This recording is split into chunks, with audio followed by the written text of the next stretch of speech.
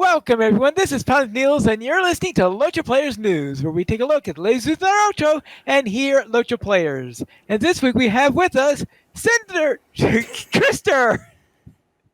Hello. And flying in from Ravenloft to completely confuse me, Draculata. Hey now, everybody. I have got you all discombobulated tonight. Yes. Welcome, everyone. And this week, we have an update, which means you strap yourself in because we've got release notes. Oh, here we go. I'm ready. Yeah, this is the release of Update 40, Beneath the Surface. Never mind. I was going to make a joke, but go ahead. Okay.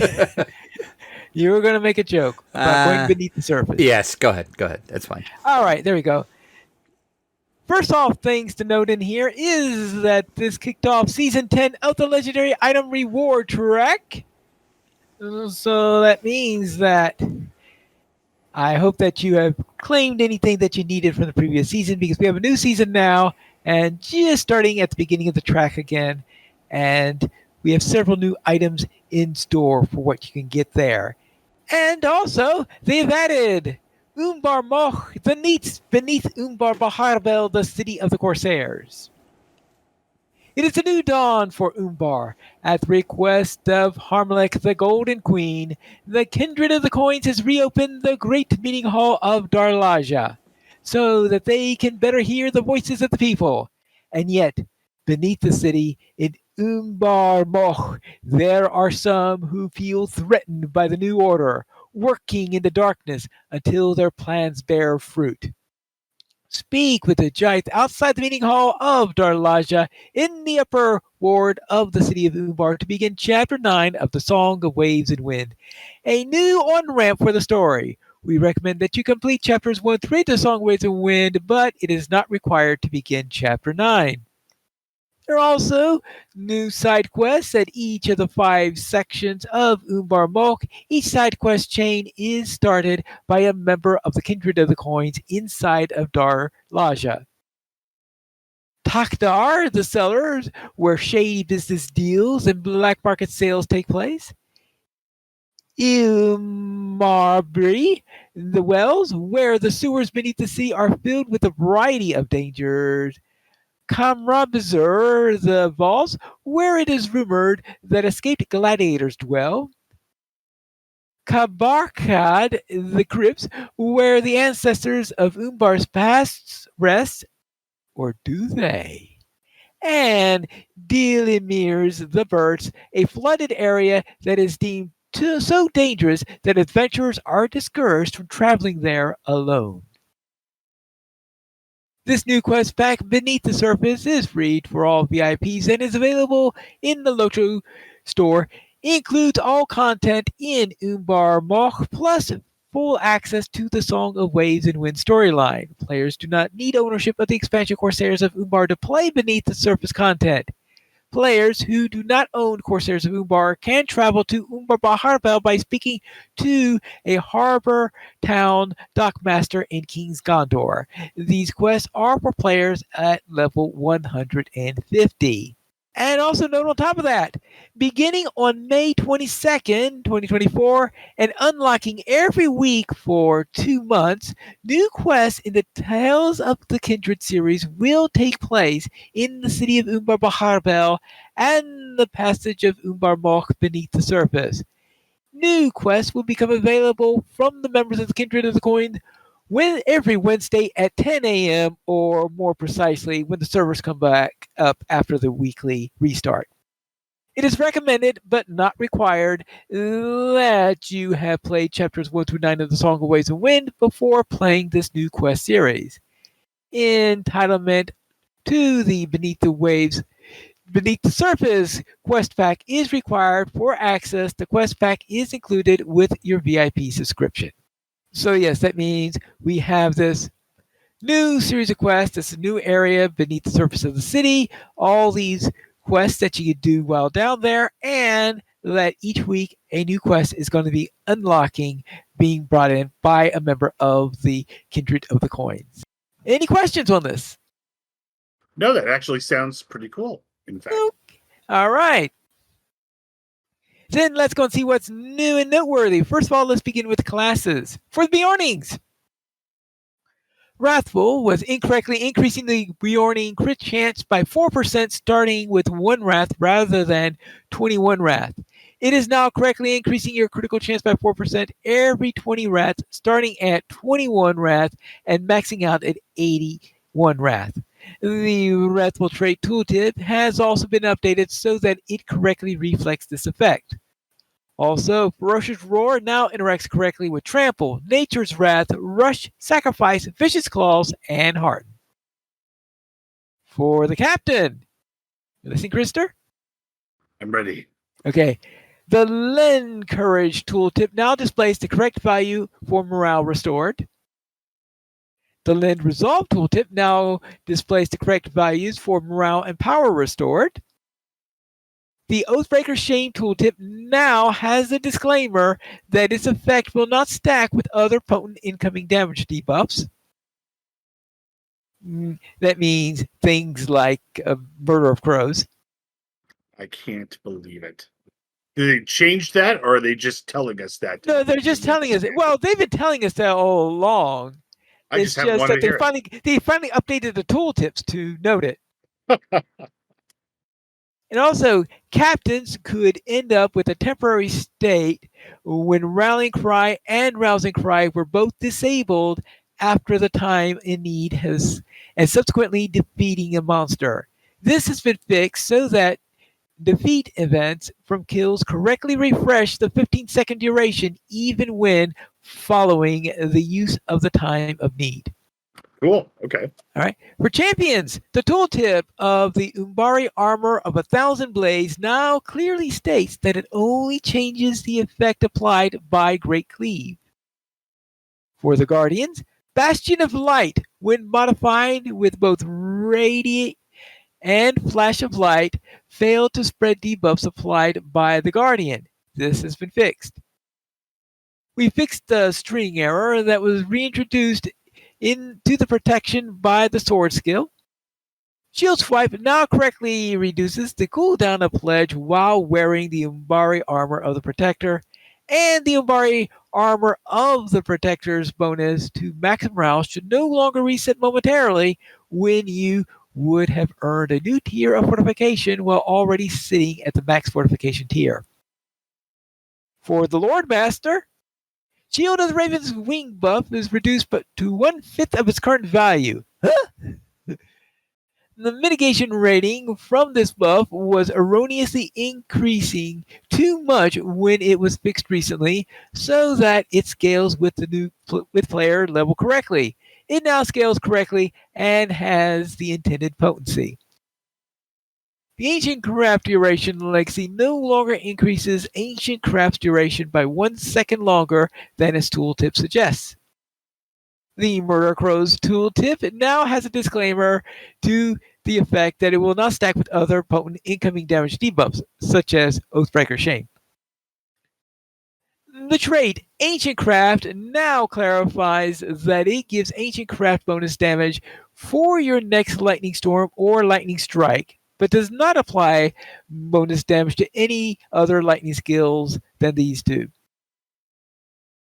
The skill tooltip for Deep Lore now refers to the fact that affected enemies may summon tentacles which will heal you and your allies. I have absolutely no idea what that last one means. Yeah, me neither. I mean, what a nice enemy.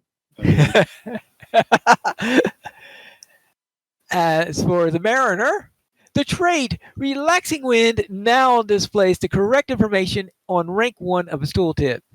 The trait Keen Sight now clarifies that it improves only your melee damage. The trait Rare Ingredients now displays the correct number of additional diseases cleansed per tier.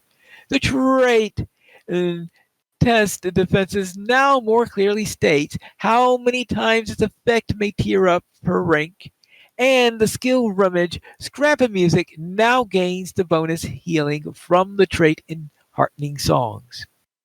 As for the Runekeeper, The tracery self-motivation cooldown and power restore now correctly improves self-motivation power restore by 10% because it was only doing it by 5% prior to this. Combustion now benefits from Master of Connotation, and Armor of the Graven Word now correctly increases ceaseless argument damage and no longer suggests that it lowers ceaseless um, argument's power cost. Okay. And as for comments and monsters, monster power use monsters with skill power costs were using significantly too much power per skill play. These power costs have been adjusted to a more appropriate scale. As for crafting, the Umbari crafting daily quests were not bestowing properly for characters that had left and then rejoined a profession. This has been fixed. The description for the word Luckstone socket has had a typo fixed. Umbari Guild earrings of Bright Sea Star, as well as its recipe, have had their names fixed. When you leave a profession in which you have achieved access of the Umbar Guild, you will now only need to level that profession back up to tier 15 to regain access to Umbar dailies. So my suggestion is if you've got Umbar access, guild access to it, don't go around dropping your professions. I was about to ask, why would you drop it if you already have access to that? That seems kind of dumb to me. Why you would even do that in the first place? Yeah, it doesn't sound like the best plan of action I could see. But who knows? I can't understand the reason why everybody does what they do. And Eastman Oaken Mariner's Flute no longer has extraneous duplicate recipe outputs. As for quests, deeds, and adventure areas, 5 new level 143 quests have been added to Lone Kyrian. Oh, I forgot about that. They can be obtained in Leendale near the entrance in Upper Lone Kyrian, as well as others within the city. All right, yes. Lone Kyrian, I need to note that down because while I was going around doing all the new quests I could, I completely forgot about that one. Forged anew no longer requires you to reforge your legendary item to progress. Players who reforge their legendary weapon too early or have an old ally are no longer blocked from completing the quest. This fix does require the quest to be versioned, so if you had it underway, you will want to pick it up the quest again from Dethalion at the Forges of Rivendell, and seeing that the place where you need to turn in the quest afterwards is at the exact same location, that shouldn't be too much of a problem on that matter. But certainly having to repick up the quest is much better than not being able ever to finish it. For the Foresters event, yes, you all know about the Forester event. Let's see what they fixed this time. In Carry Caber Slow now properly allows players to carry the caber at a walking pace.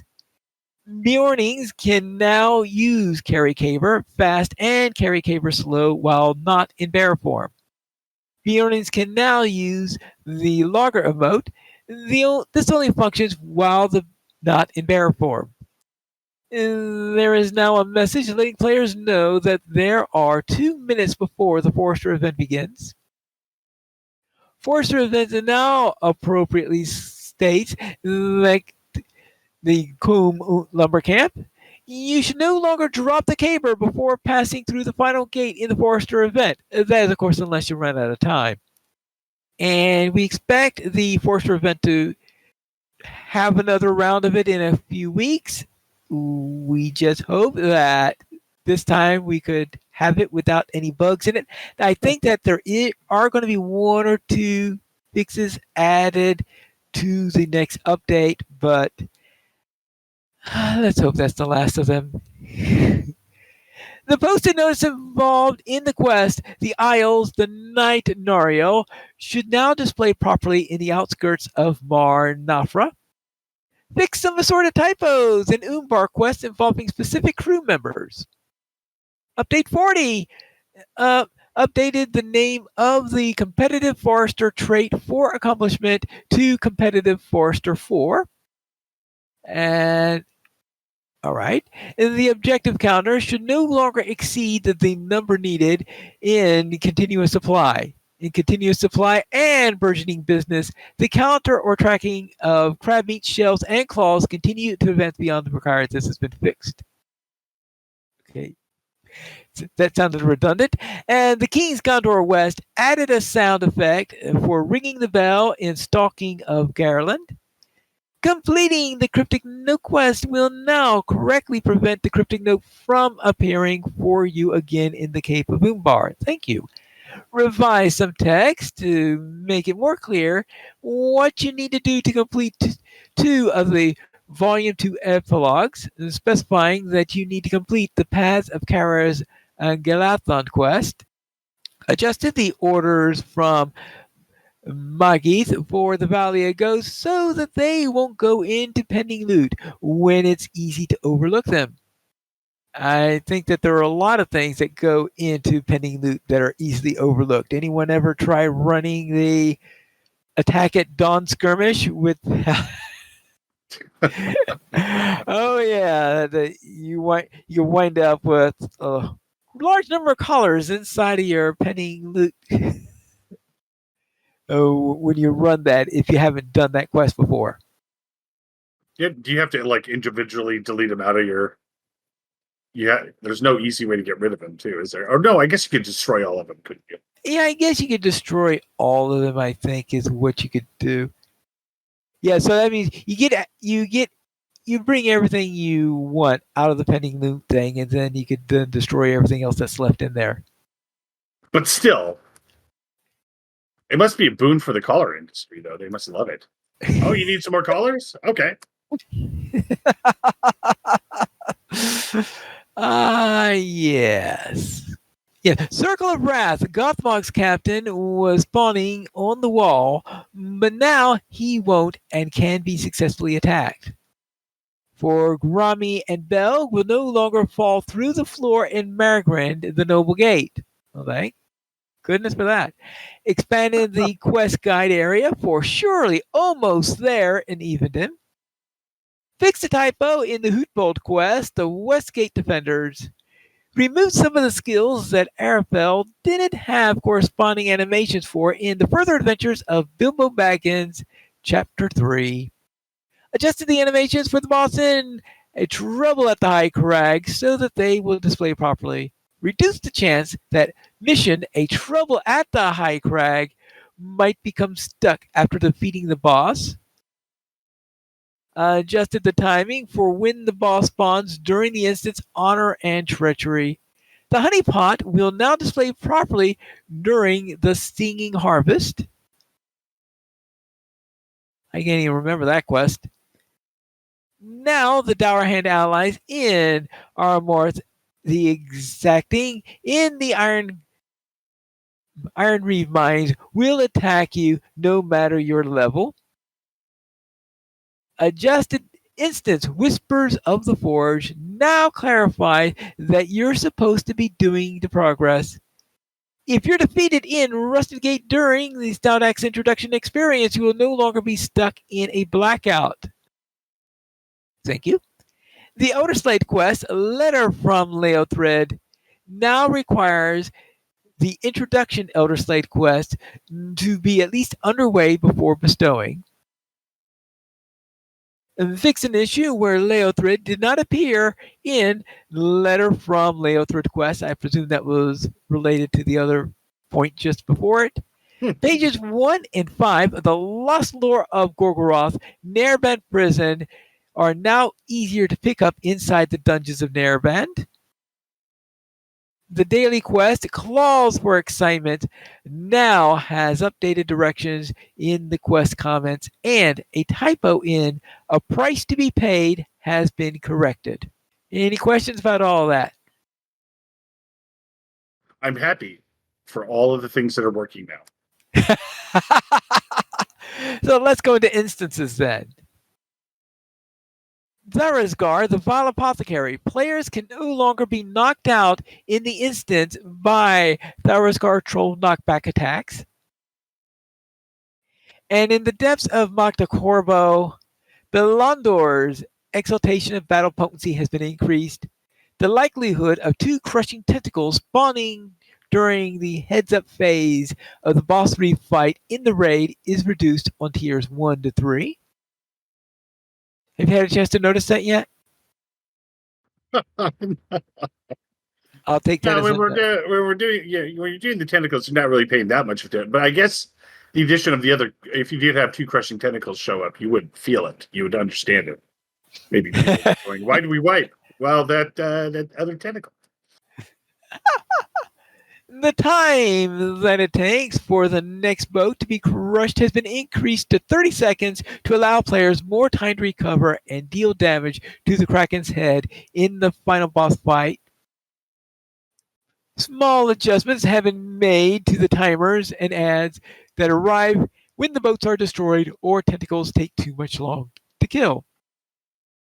Active tentacles wrapping boats in the final boss encounter of Magda Corpo are now disabled when the Kraken submerges, so the head cannot be struck when it is underwater. Duaco's a hungering flame can no longer be a scion. Belandor's chest no longer gives a great chance of earning his shield for Neva from soft lock chest pools. The soft lock chest now matches the chance to receive the shield during the favorite chest pools. Corrected the tooltip's description on B1, jettisons focused enemy effects. In the final encounter with Umashura in tiers 1 through 4, greater crushing tentacles were errantly appearing 30 seconds after the emergence phase. We fixed this issue, and additional crushing tentacles only appear after a boat is destroyed or when Umashura returns from being submerged. The final boss should no longer reset if you leave the room completely and then return to the room after defeating Umashura. Oh, wait. Are you saying that before this update, if you left the room and came back, the boss would respawn even though you defeated it? Boy, that would be frustrating, I'll tell you. That would be frustrating. The skill reset for at the outset of Umashura should no longer reset each time that you step outside of the battle ring. They've already mentioned that. Crushing tentacles on tier 5 should now always spawn 2 at a time. The billboard for the fetid wave in the fight against Umashuru is now replicated in the chat field. Billboards for tentacles and crushing boats will cease when there are no longer boats to crush. Corsair adds in tiers 4 and 5 now more consistent in their appearance after failing to eliminate the slapping tentacles quickly enough. Shadow tendrils deal more damage when they are killed. Fire Arrow now correctly deals much more damage on tiers 4 and 5. Players can no longer interrupt Vile Scream or Deep Scream with Fellowship maneuvers. Ushura's Ancient Hide now reduces incoming damage by 130%. Alright. Now, is Umashura's Ancient Hide a permanent effect, or is that a temporary effect? You'd feel like we'd notice that if it was a permanent effect, you know? Okay, I can't do any. In fact, I'm taking damage, trying to do damage to him. That's sort of the question I was wondering. Is this something that you need something that increases damage in order to counteract this 130%, or Well, of course, that might be the effect that's counteracted with the boats, right? So, yeah. Lesser crushing tentacles now die after 45 seconds rather than despawning directly. This prevents players from becoming stuck in the grab state if they were incapacitated by a tentacle that despawned. And players are no longer required to have Magda Corpo Tier 4D completed in order to barter menacing tentacles for equipment. Oh, cool. Good. As for the streets of Rahalbach, Entombed in Iker now has a 5-second immunity grace period after it expires or is removed. And this should prevent you from immediately being re-Ikered when you are freed while still standing in or adjacent to Iker puddles. Yes. Hounded Fear's tooltip no longer has incorrect extraneous descriptor text. Rothog may no longer use, or Rothog doesn't appear in the streets of Rock. So they must be talking about the arena now. Rothog may no longer use heavy stone, leaded stone, or get over here on players' pets. Get over here will still affect pets, but they will not be considered when Rothog is evaluating targets to decide whether or not to use his skill. And Ulanor should now correctly use Word of Flame more slowly. For missions and delvings, there's a new mission! Securing Salvage, which is given by Malthak in Umbar Baharbel's Bloody Eagle Tavern. And this mission is, of course, for players 20 through 150. Delvings are also available for this mission. And the Ritual Obelisk in Mission the Bloody Ritual should now behave properly. As for housing and decorations, the doorbell housing item has had its name changed to Hanging Bell. As for items and rewards, Captain Trainers will now allow you to barter mithril coins for Hobbit Herald appearances. I suspect, though, that you have an Oathbreaker, so you're not going to bother with those. Well, if they made an Oathbreaker Hobbit, maybe I would. See.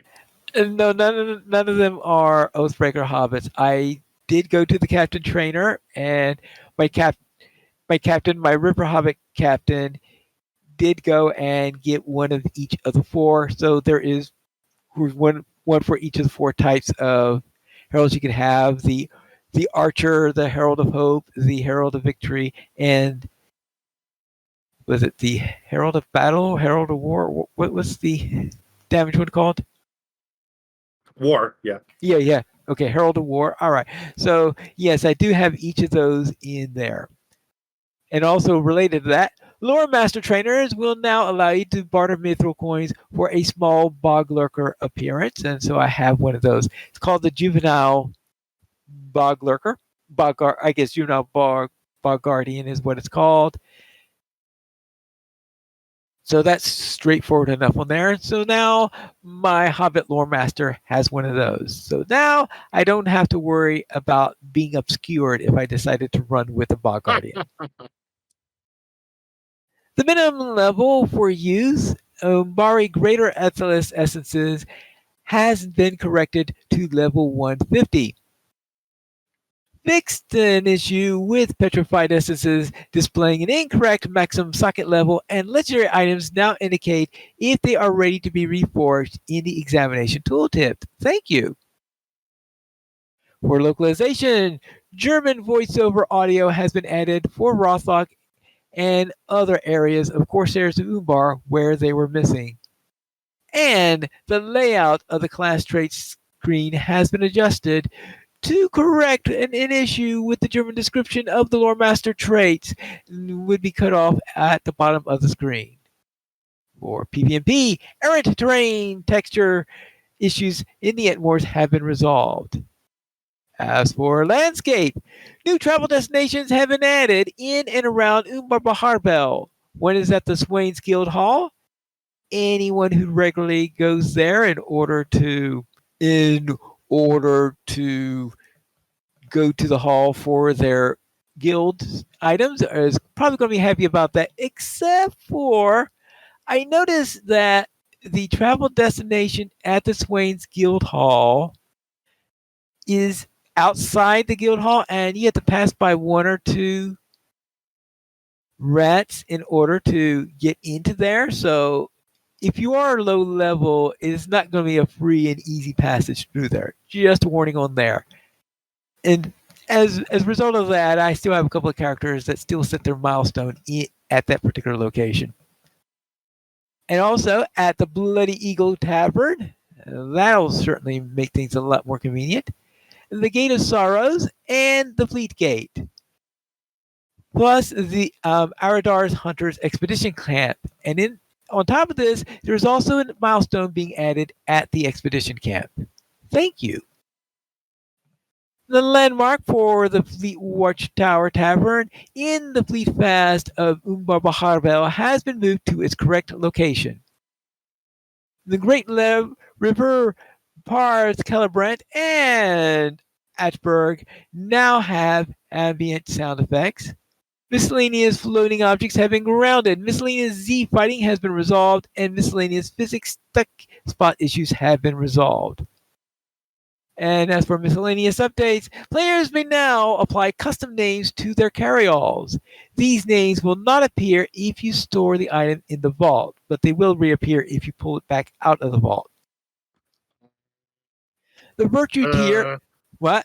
Doesn't that make it kind of pointless? I don't know.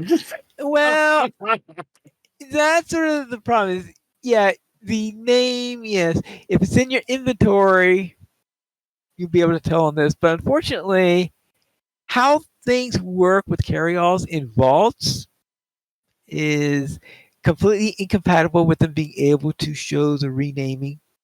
So therefore, showing the names inside the vault just doesn't work. And apparently, what they do is, and when you put something in your vault, it works similar to the teleporter, in which it actually, the transporter in Star Trek, where it sort of like completely destroys the thing but keeps a memory of what's in there. And so then when you pull it out, it then regenerates everything. Yeah, that's when you actually understand how a teleporter works, then you're really not keen on using one at that point. Yeah, so there's a reason why Bones McCoy never uses them when he has a chance, right? The virtue tier has been increased from 90 to 92. In the store, open store sessions will now be terminated at character logout to prevent confusion as to what character purchases are to be delivered to. I guess that means some people didn't log out of their store session, and then probably were still in that session when they logged into another character, and the store didn't know that they were on that new character, so they bought something and they're wondering, why didn't my character get this thing? Oops. Bill Rosewood and Bert Goldenleaf, stable masters in Breetown, now have consistent appearances. Removed deprecated legendary categories from the auction house and fixed a bug that caused female avatar ears to always display flattened against the head as if wearing a helmet. And that's it for this week's release notes. That is a whole lot of stuff. I don't know. That was, we haven't been here for 3 hours, so that was. I've been here for some pretty extensive release note sessions. So. Yes, okay. I'm somewhere in the middle. Drake, how does that compare to your average DDO release note session? Way longer. Way longer. I'm like, is this ever going to end? Well. Yes, and that's it on that. So then let's go into the Whimsical Patrons Coffer. That's right. Until May 26th, you have an opportunity to purchase the Whimsical Patrons Coffer. And this is our newest Patron Coffer that we have available in LOTRO. Now, we had something similar recently to the other game, which I'm sure Drac knows about. This one is way different, though. Yeah. Because we got a cool giant dragon you can ride around. Yeah, no, you can't ride on a dragon in this one.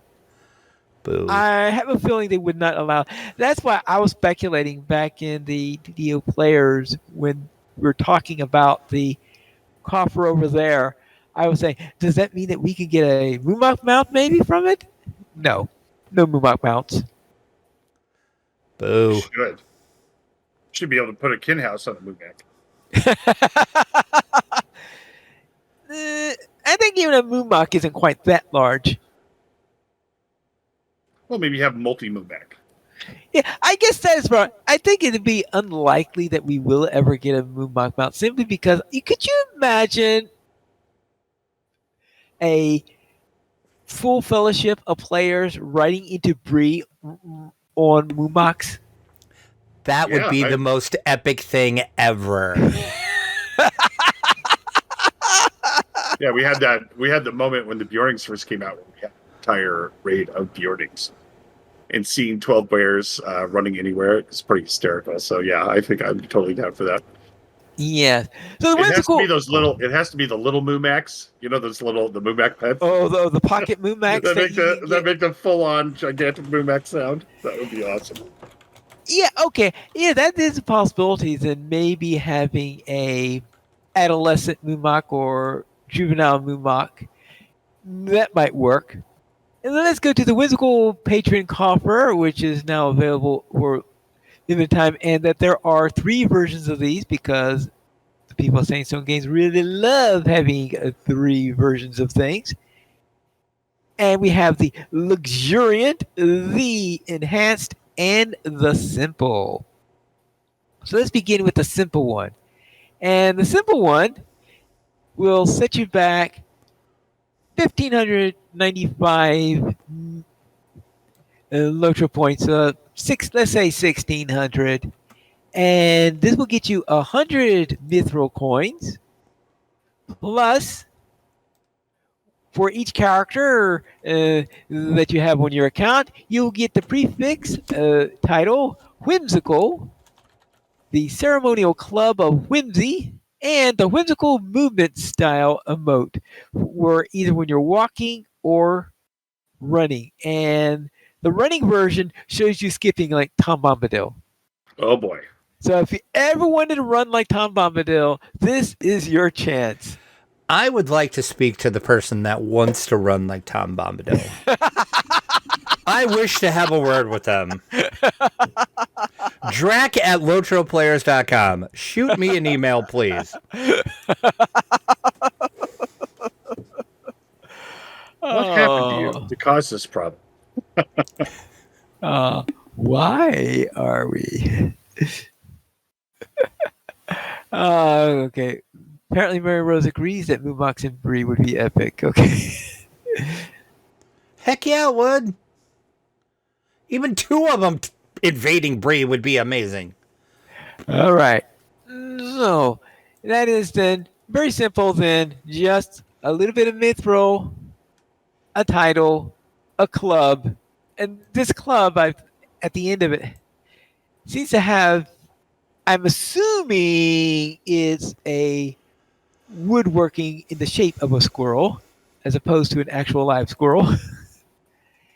and then of course this update to your emote on walking. Now what this emote does is that if you set your walk style to this, that means that once you set this in, that whenever you run or walk, you will use the whimsical version instead of the regular version of it. So it does something similar to what you can do with moods in the emote panel, and that it doesn't do anything immediately. It sets what happens until you turn it off. And then there's also one for /move default, which turns that off.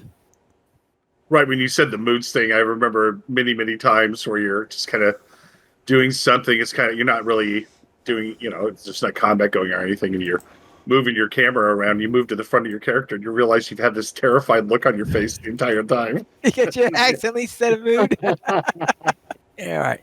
Now, if you want to spend $39.95 for 4,000 mithril and the 4,000 LOTRO points, then you will get.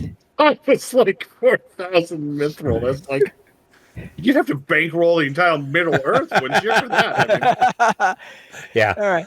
Yeah. What you will get is, for the first person that you log into, or actually the person you are logged into when you order the enhanced one, will get 250 mithril coins and a lesser elixir of virtue for 2,500 virtue XP. And also, for each character that you have, you will get that whimsical prefix we talked about before. You'd also get the title, The Jolly. And you'd also get the enhanced cosmetics coffer. That includes a backpack, a whimsical weapons aura, the ceremonial club of whimsy that we talked about before, and the movement style we talked about before. So a couple extra little things, plus a bit more mithril.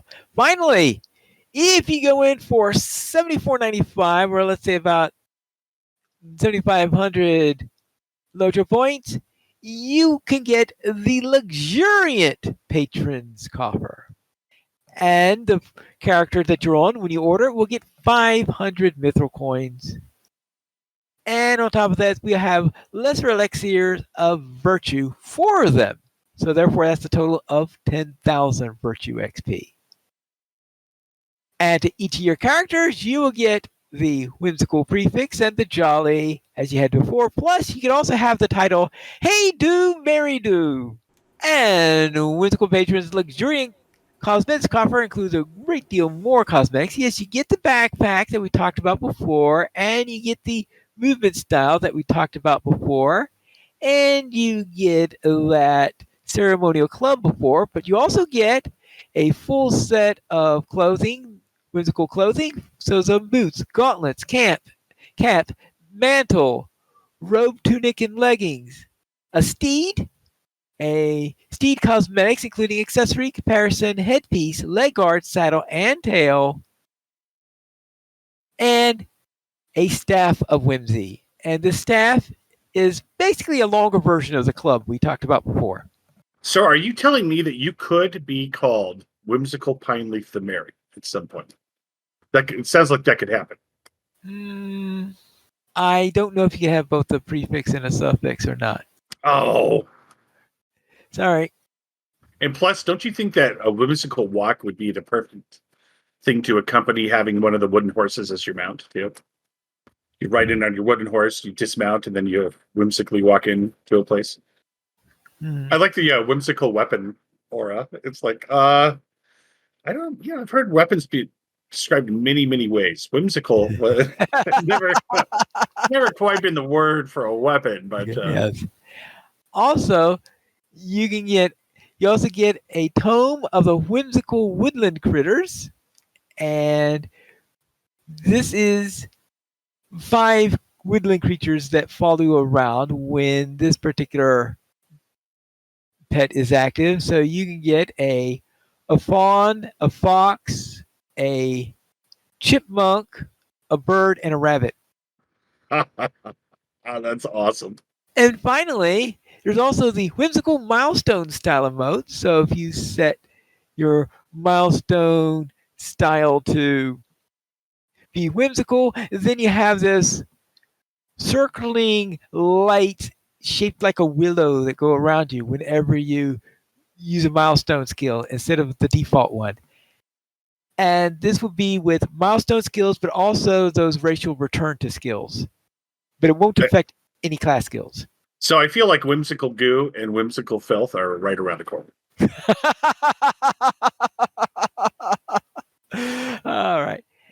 And Mary Rose will like to remind us that if you use the whimsical move style, then if you are in the walk mode, instead of skipping, what it does instead is it shows you using your staff and going around as if you were Gandalf. Oh, cool, actually. So you can walk like Gandalf if you wanted to. And that's it for the Whimsical Patrons Coffer. And anyone have any comments on this? You've said whimsical so much that the word has completely lost meaning to me now. So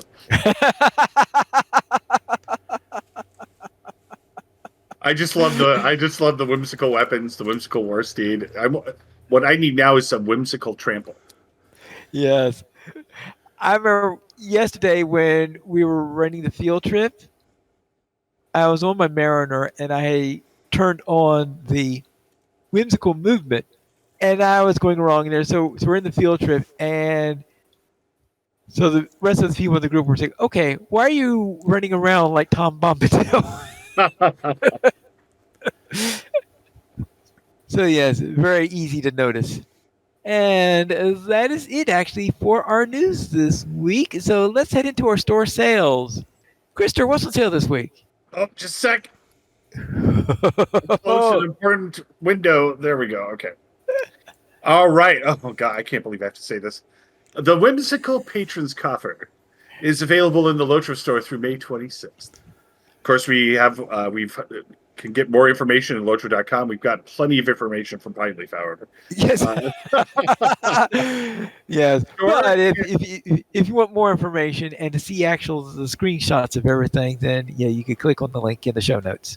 yeah, yeah, and then store, carry, and share get 25% off vault storage and shared storage and inventory slots. That's through the 23rd, and then the weekly coupon is for one free rose die. I'm surprised that Cinders is not here because that's very close to her heart. Coupon code is Spring Flower, all one word, and that's also through May 23rd. Yeah, but I have a feeling that she would would want it to be Shire Plum. Yeah, but that's getting into the Shire Plum. Yeah, it's getting close. It is getting closer to Shire Plum than most of the other colors they've been giving out recently. So let's into our weekend gaming. Krister, what have you been up to? Well, I've been transitioning into having to actually commute into the office again for work, so that's been my big challenge the last couple of weeks. Readjusting my life. So gaming has been reduced temporarily, but that'll be coming back. So mainly for Lord of the Rings, I've been doing a lot of contemplating on my captain and the future of my captain and what direction I want to go. Because there does seem to be potentially maybe viability in both blue and red line. I know that some of the other captains in our group were thinking about blue line captains and if they could hold their own in high level content. So I'm thinking about that because a long time ago in a galaxy far, far away, me and another captain and our kin were doing main healing on raids, and we were really enjoying it, especially because people didn't think we could do it. But never been able to get to that point again. So been thinking about that lately because now, and I'm happy for this. I'm very happy. Now Guardians seem to have come back and have relevance again. Yeah, I mean, I am too, because it was almost when it got to the point where it just made more sense to have a captain as your tank than the Guardian. I really was like, well, then, what's left for the Guardians? It's not like they're multi-role people, So right. So I'm very happy that that's happened. However, that makes me have to think about looking at other aspects of the captain. So that's been a lot of contemplation, especially thinking about getting ready for doing T2 rating, where you absolutely have to be on your game and you absolutely have to have the right stuff, the right tools. So that's been my Lord of the Rings endeavoring lately. And this week we did a little bit of Helldivers 2, some shipbuilding and Starship Evo, and played a little bit of a shared game with a couple of my friends with Baldur's Gate 3. And of course, I'm really excited. This is hysterical because in Elder Scrolls Online now, the guild I belong to is going to have a cosmetics show, and now I'm highly motivated. So it's basically the only motivation. I'm like Thulsa Doom, but my motivation isn't steal. It's cosmetics. I could care if I'm going to save the world. It's like, okay, well, I don't know. Yeah, but there's a really nice coat. Oh, okay, I'm in. So I'm getting ready for a cosmetics challenge that's coming up next week. So I'm looking forward to that. Okay. So it's been a really pretty light, but my schedule is normalizing now, so I should be getting back to more regular gaming. And then Pine Leaf, what were you up to? All right. We will begin with my mariner who headed beneath Umbar, and I completed all of the quests I know of that are down. There are probably some in the fellowship only area. In other words, too dangerous to solo, so I didn't go into that area. But for all the ones that are intended for solo use, I managed to finish the content over there on my mariner.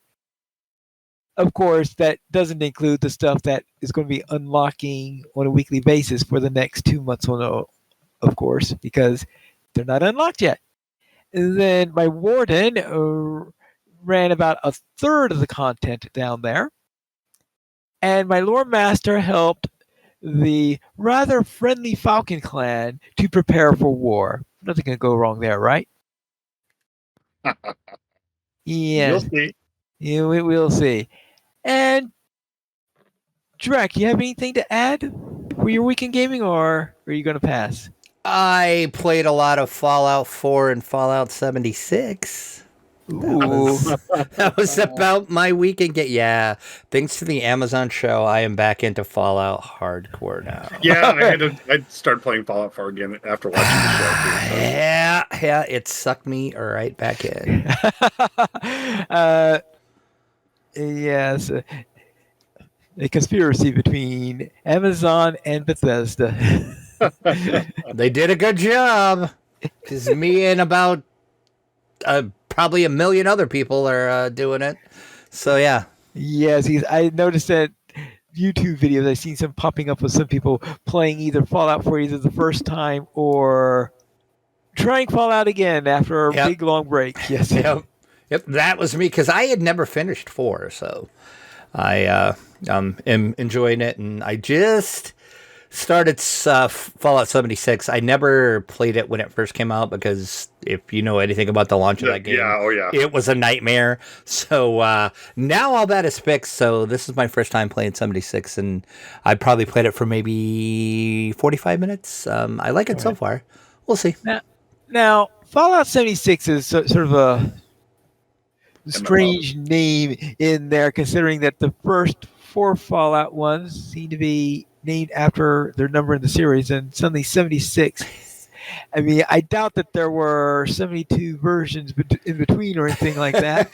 No, it's named after the vault that you're in. You're in Vault 76. Ah, okay. You're in Vault 76. Okay. And it takes place in 2076. They open up the vault and you find yourself in West Virginia. Oh, in West Virginia. All right. If you would like to send us an email, you could send it to podcast@lotroflares.com. The Players Alliance has 2 shows each week on Saturdays at 8:30 p.m. Eastern Time. We have Lotra Players News, and re-record DDO Players News when Drac is available. You guys choice for our shows at lotroflares.com/live. And that's all for tonight. And this is Private Needles reminding you to skirmish responsibly.